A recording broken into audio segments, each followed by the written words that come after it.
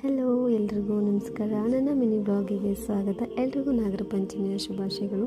ನಾನು night shift ಮುಗಿಸ್ಕೊಂಡು ಮನೆ ಕಡೆ ಹೊರಟೆ. ಸೊ ಇವತ್ತು ಗೌರ್ಮೆಂಟ್ ಬಸ್ ಅಂತೂ ಫುಲ್ ರಶ್ ಇತ್ತು. ಸೀಟ್ ಸಿಕ್ಕಿರೋದೇ ಕಷ್ಟ. ಆ ಕಷ್ಟದಲ್ಲೂ ಹೇಗೋ ಸೈಕಲ್ ಗೆಪ್ಪಲ್ಲಿ ನಿದ್ರೆ ಮಾಡಿಕೊಂಡು ಕಣ್ಬಿಟ್ಟು ನೋಡ್ತೀನಿ ನಮ್ಮ ಸಾಗರ ಬಂದೇ ಬಿಡ್ತು. ನಮ್ಮ ಅಣ್ಣ ಬೇರೆ ವೆಯ್ಟ್ ಮಾಡ್ತಾಯಿದ್ದ ಬಸ್ ಸ್ಟಾಪಲ್ಲಿ. ಹಾಗೆ ಕೂರಿಸ್ಕೊಂಡು ಸ್ವಲ್ಪ ಹೂವು ಹಣ್ಣೆಲ್ಲ ತೊಗೊಳಕ್ಕಿತ್ತು, ಅದನ್ನೆಲ್ಲ ತೊಗೊಂಡು ಹಾಗೆ ಮನೆ ಕಡೆ ಹೊರಟ್ವಿ. ನಮ್ಮಮ್ಮ ಕಾಲ್ ಮಾಡ್ತಾನೆ ಇದ್ರು, ಬಂದ ಅಂತ ಹೇಳಿ ವೆಯ್ಟ್ ಮಾಡ್ತಾಯಿದ್ರು. ಅವ್ರು ಎಷ್ಟೊತ್ತಿಗೆ ಬರ್ತೀಯ ನೀನು, ಟೈಮ್ ಆಯಿತು ಬಾ ಬೇಗ ಅಂತ. ಸೊ ಬಸ್ ಡ್ರೈವರ್ ನಾನಾಗಿದ್ದರೆ ಬೇಗ ಬರ್ತಿದ್ದೆ ಅಂತ ಫೋನಲ್ಲಿ ಮಾತಾಡಿಕೊಂಡು ಮನೆಗೆ ಬಂದೆ. ಹಾಗೂ ಸ್ವಲ್ಪ ಬೇಗ ಫ್ರೆಶ್ ಅಪ್ ಆಗಿ ಮಿರರ್ ಮುಂದೆ ಹೇಗೆ ಕಾಣಿಸ್ತಿದ್ದೀನಿ ಅಂತ ನೋಡ್ಕೋತಾ ಇರಬೇಕಾದ್ರೆ ಅಮ್ಮ ಇವತ್ತು ಪೂಜೆ ಎಲ್ಲ ನಿಂದೆ, ನನಗೇನು ಕೇಳಬೇಡ ಅಂತ ಹೇಳ್ತಾಯಿದ್ರು. ಸೊ ಸ್ವಲ್ಪ ಹಾಗೆ ಸಿಂಪಲಾಗಿ ದೇವ್ರಿಗೆ ಪೂಜೆ ಮಾಡಿಸಿ ಕೈ ಮುಗಿದು ಹಾಗೆ ಅಡುಗೆ ಮನೆ ಕಡೆ ಹೊರಟೆ.